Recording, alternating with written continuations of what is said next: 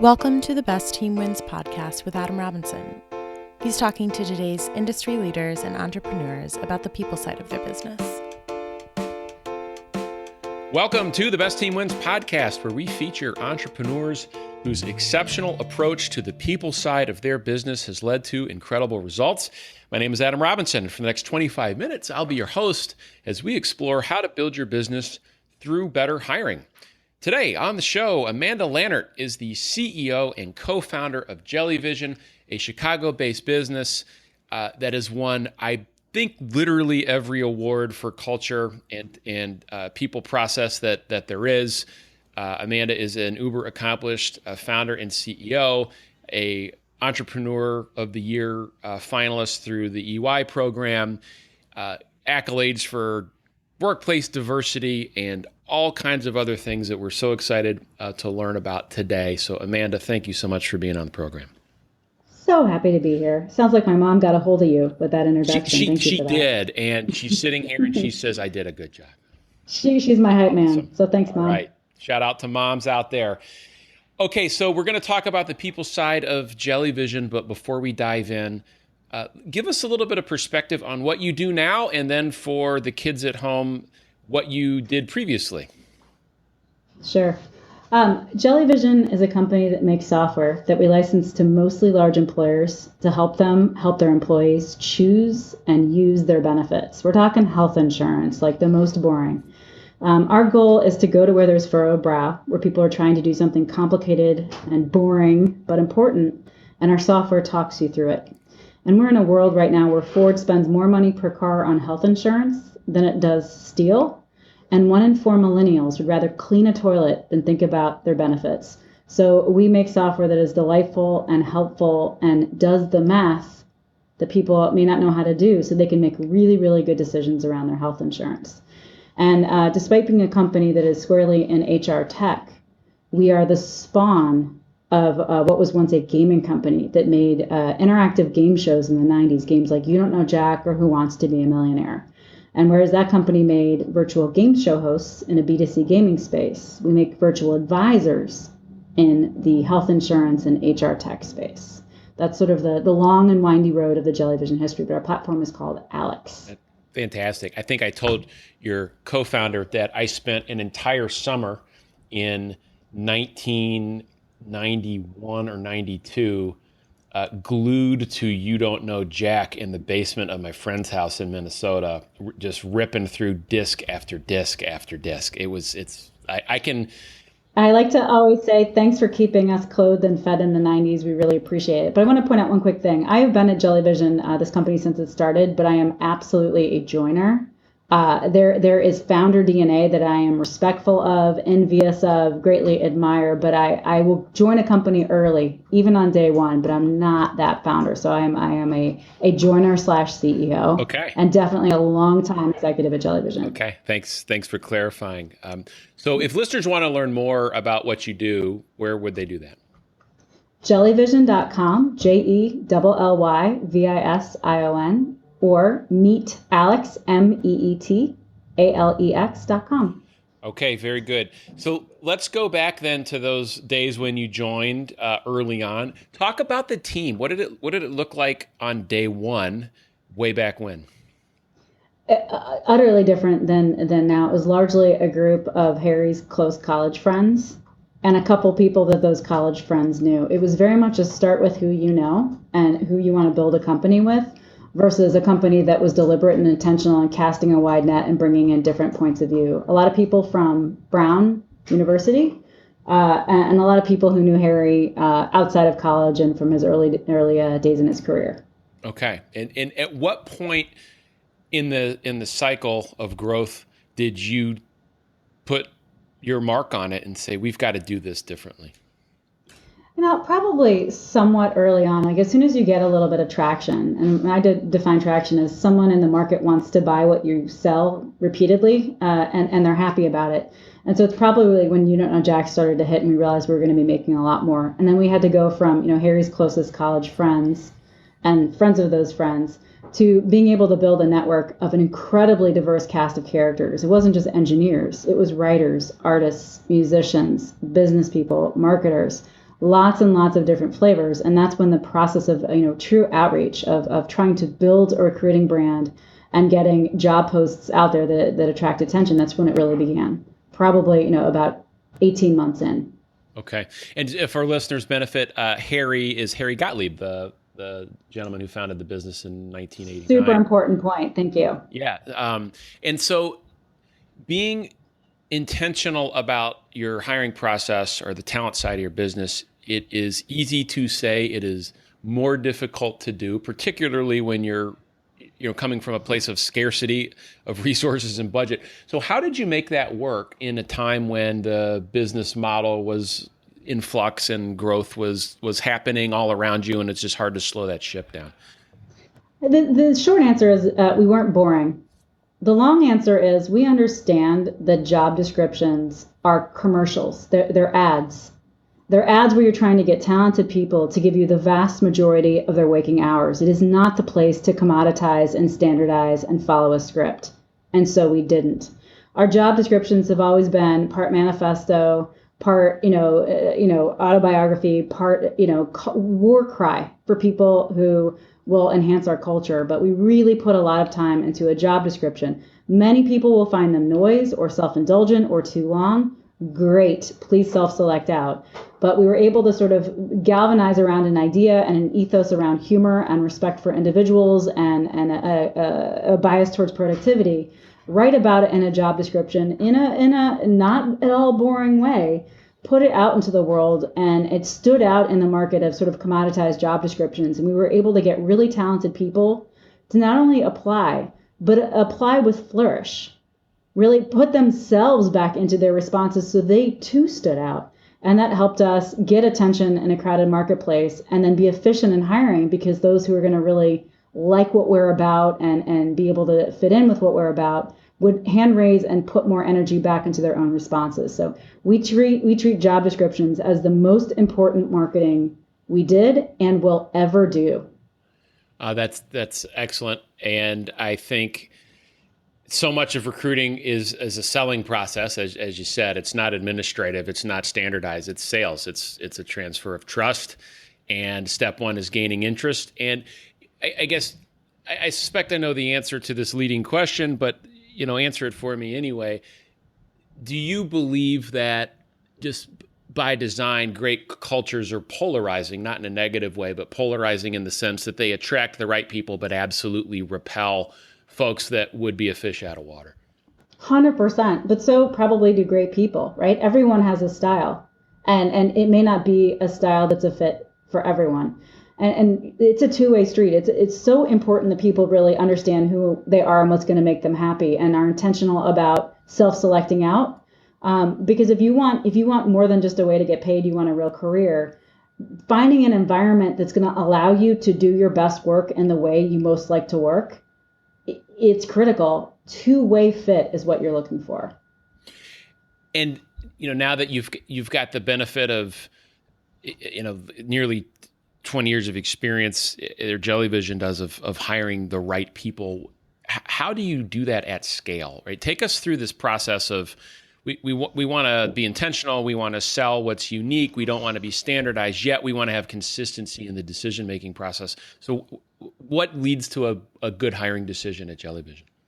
So let's kind of walk through a little bit of the history of the Jellyvision Lab, the company I run, actually, as far as I know. As far as you know, yeah. I mean, we managed to spend the better part of a decade, 7.5 years, going sideways, not really growing, but managing to just not run out of money despite a few near-death experiences. And there was very little hiring, very little personnel change, very, very solid, stable group of people who kept thinking we were about to make it big, had a common ethos around what was funny, what was to be tolerated, what was unacceptable, and how we got work done. And so we had much longer than the typical company to incubate ideas of culture, because culture is not statements on a wall. Culture is what's between us. And I mean that between the people of everybody, like what happens in meetings, how you get work done. It's the people you hire and fire. It's the process you follow and what becomes policy, right? So we had a long time to figure out how to express ourselves in terms of our job descriptions, to say this is what we're looking for. Here are the perks of working here.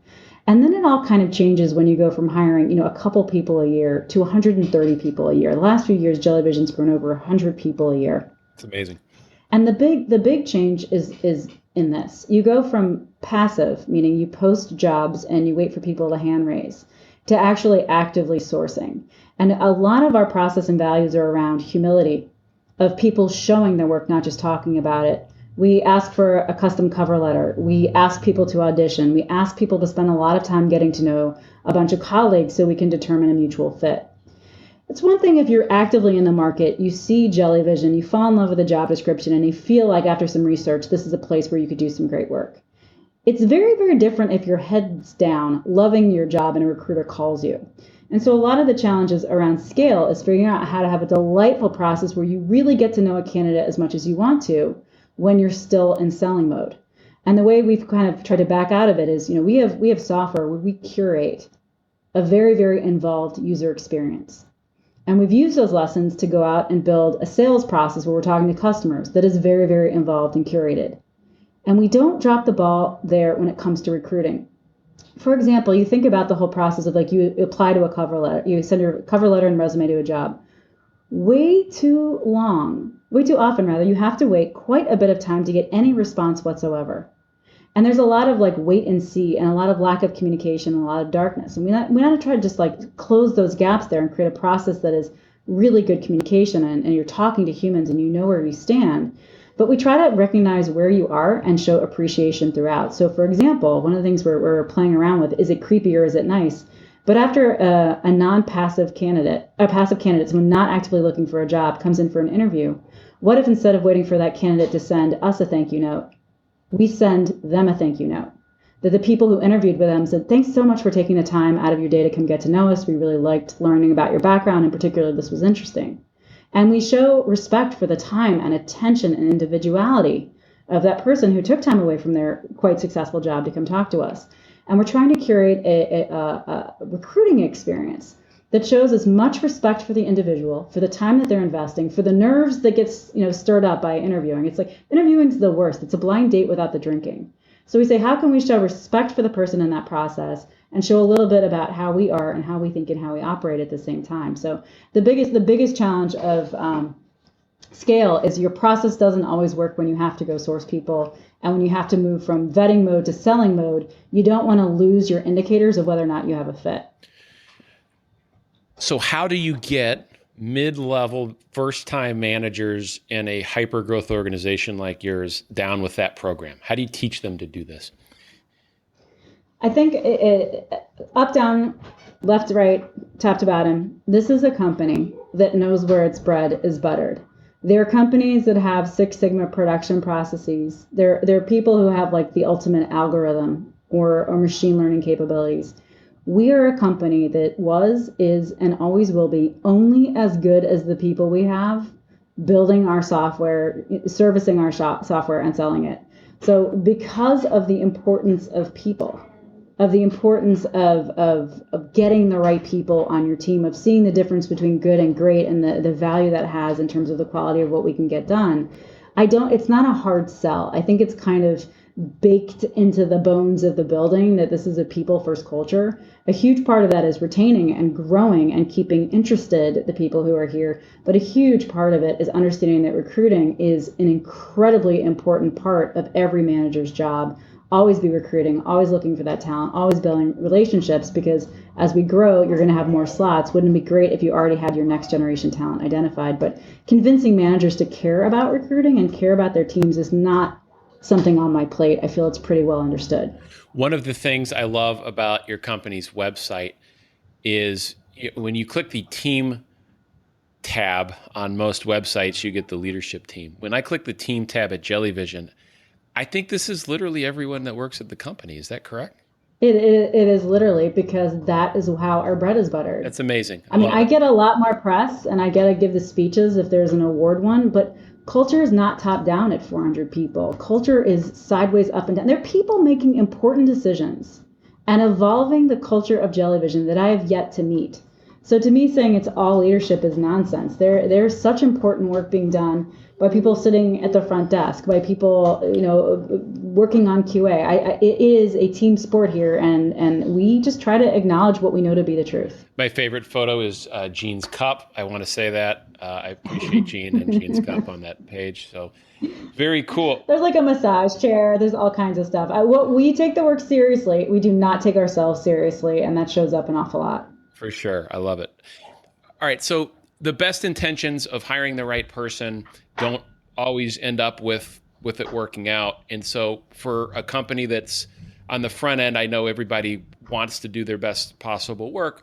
How do you handle situations where people either find out it's not what they expected, or you learn that it might not be a fit? What's your approach and wisdom to others that you could share with us?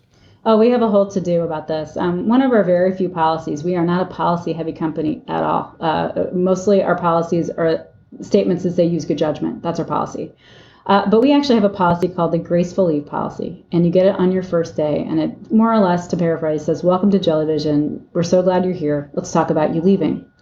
And what we want to do is start to create an expectation around parting of ways, and how to do it gracefully. You're an adult. We're an adult.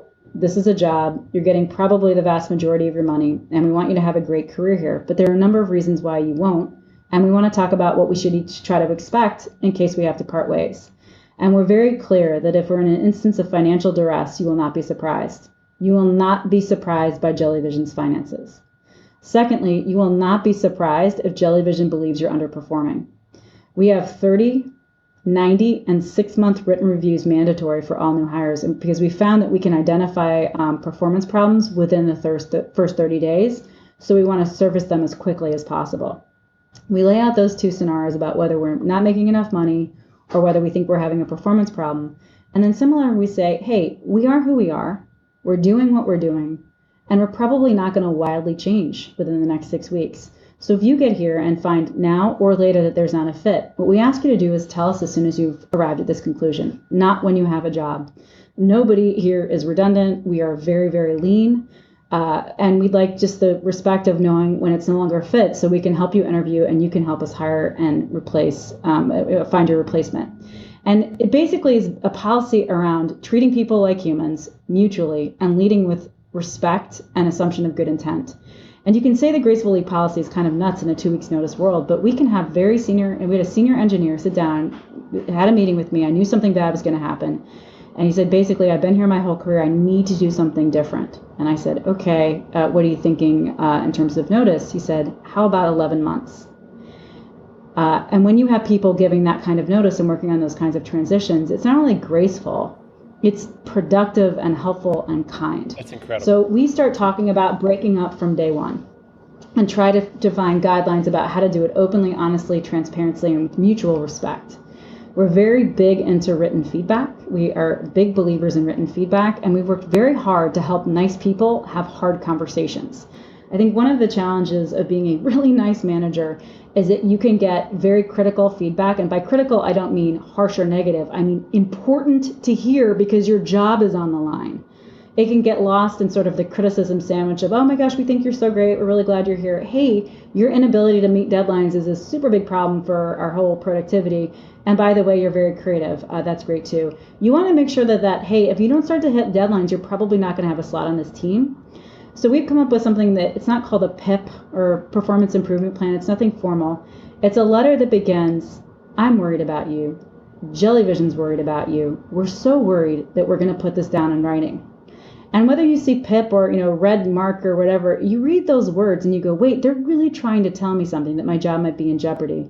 So we look for all kinds of ways to facilitate tough conversations so that managers have them early and often. And we try to give people a chance to hear those expectations and improve. And then if people don't improve and we need to part ways from our perspective, we try to do it with as much dignity for the individual as possible.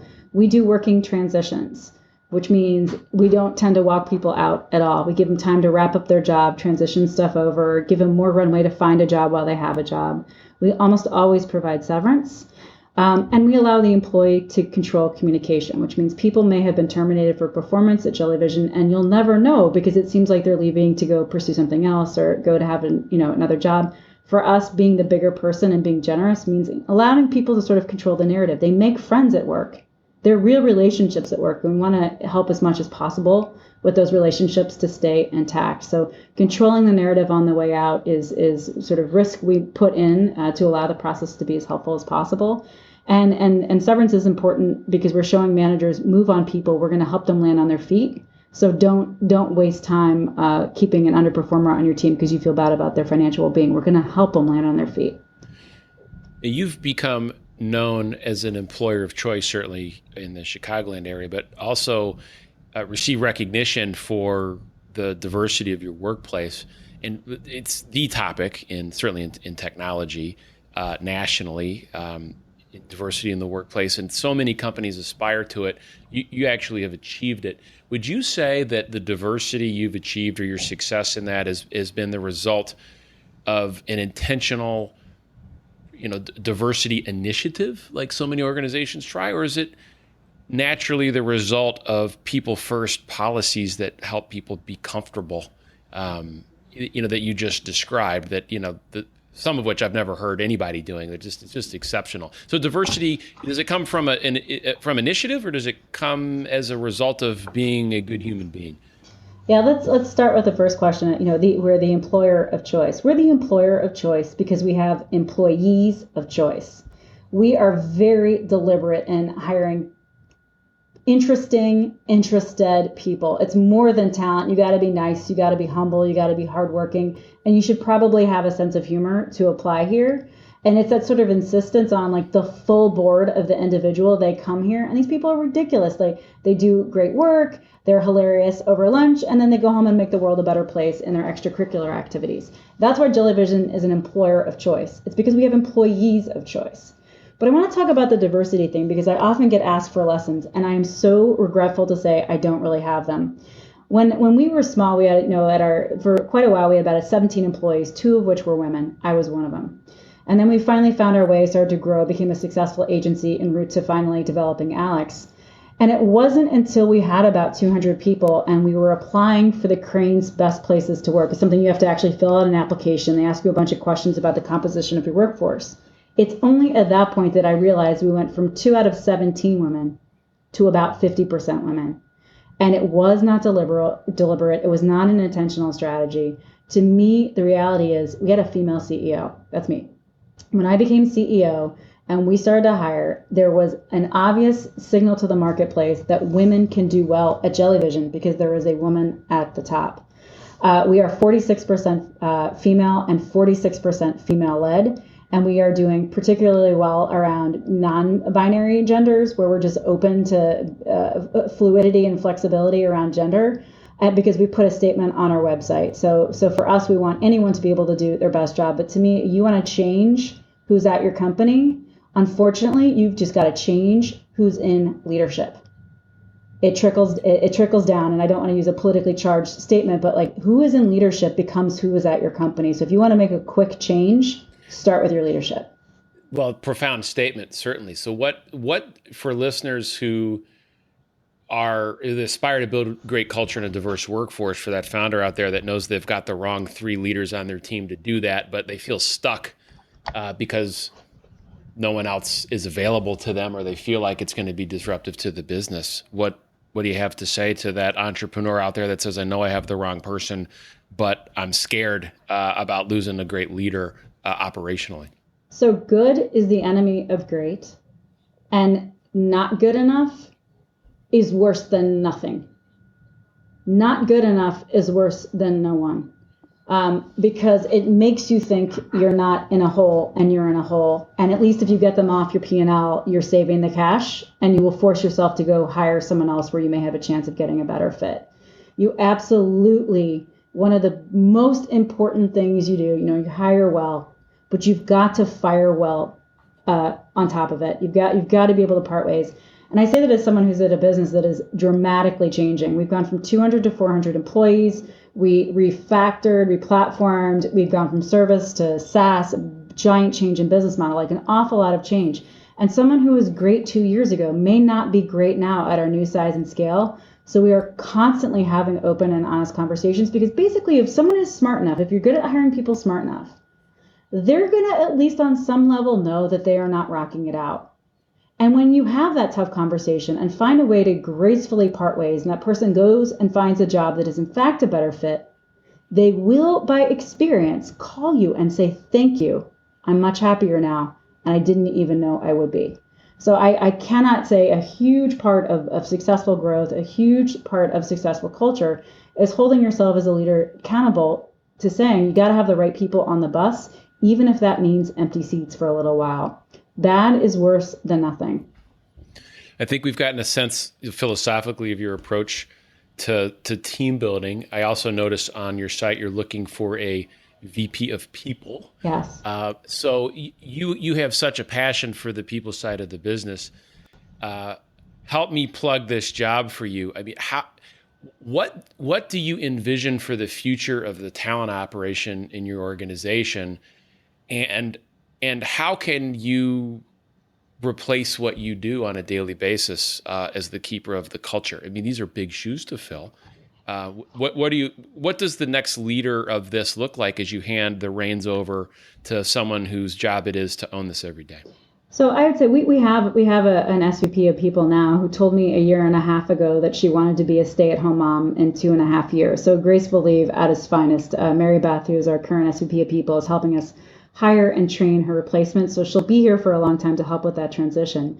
But the key thing is we're looking for someone who can help nurture our people as we grow. So it's helping to make our training and onboarding more successful when it's not just one person joining one team, but 20 or 40 people starting at once. How do we train people where they feel like they get personalized attention?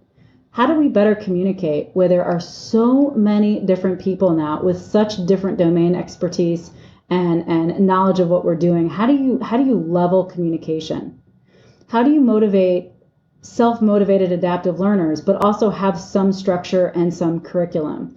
And then also, besides recruiting, we're building out HR as a function, HR as business partners for all aspects of the business, not just for me. I've had Mary Beth as a partner for years. HR has always had a seat at our leadership table. And now what we're trying to do is bring HR to all management tables so that they have a partner helping them thinking through their people strategy, since it's so key to our business. So a lot of it is like, we're not complacent.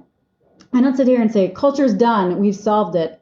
As our employees change, as the company size changes, as our goals change, how do we get better? How do we identify what we're not doing well enough and make moves? And then how do we say, this is what we aspire to but aren't doing well enough yet, and start to get stuff done? So I don't think of culture as a destination where it's like, good job, it's done, but it's constantly alive and you should always be getting better, which is what we're hoping this VP of People can help us do. Final couple of questions here. A little bit lighter fare on this one. What book are you reading or have you most recently read, and would you recommend it to us? So I am about 15 pages into Shoe Dog, which I never, ever, ever only get 15 pages into a book and then put it down. But I just happened to pick it up at the end of a flight, our flight. We were on the same flight, actually. Shoe Dog by Phil Knight. And I have to say, for a businessy book, it's better written than I expected. So I would recommend it. I can tell you it's going to be a great book, and I'm probably going to end up committing to a marathon before this thing is over. So Shoe Dog by Phil Knight. Well, what you don't know, but listeners know, is I think that is the best CEO autobiography I've ever read. But it's well written. It's not just inspirational. Whoever he wrote it or his ghostwriter is actually quite a good writer. It's exceptional. You are in for a real life drama about what it's like to be the entrepreneur doing 3 jobs at once, growing a family. I mean, it's unbelievable. You're going to love it. You are going to love it. All right, so Stranger Things will have to wait again. I'm going to plow through this book this weekend. Exactly right. Exactly. I'm in the same boat. I've been wanting to watch that forever. It's never going to happen. All right, if you were to come back on this show a year from now and tell us about whether or not you were able to complete the most important or tackle the most important issue or opportunity related to the people side of your business, what will you be telling us happened? I'm going to say the most important initiative I have from a people side is not diversity and inclusion. It's not learning and development. It's not embedding HR as a business function. To me, I think right now what I've got to do is solidify and complete the executive leadership team at Jellyvision so that we are the model of cross-functional decision-making and teamwork and team-based problem solving, because I think that will trickle down. If we can show people how cross-functional teams solve business problems and help our customers achieve their goals, I think that is the model for empowering people, even in a big company, to get great work done. So I'm all about the cohesive executive leadership team at scale. That's the final word. Ladies and gentlemen, you've been learning from Amanda Lannert, CEO of Jellyvision. Amanda, I could have done this for hours. Thank you so much for being with us on the program today. Thanks, Adam. Appreciate your time. And that's a wrap for this episode of The Best Team Wins, where we're featuring entrepreneurs whose exceptional approach to the people side of their business has led to incredible results. My name is Adam Robinson, author of the book, I don't even know the name of my own book, Amanda, The Best Team Wins, which you can find online at www.thebestteamwins.com. Thanks for tuning in, and we'll see you next week.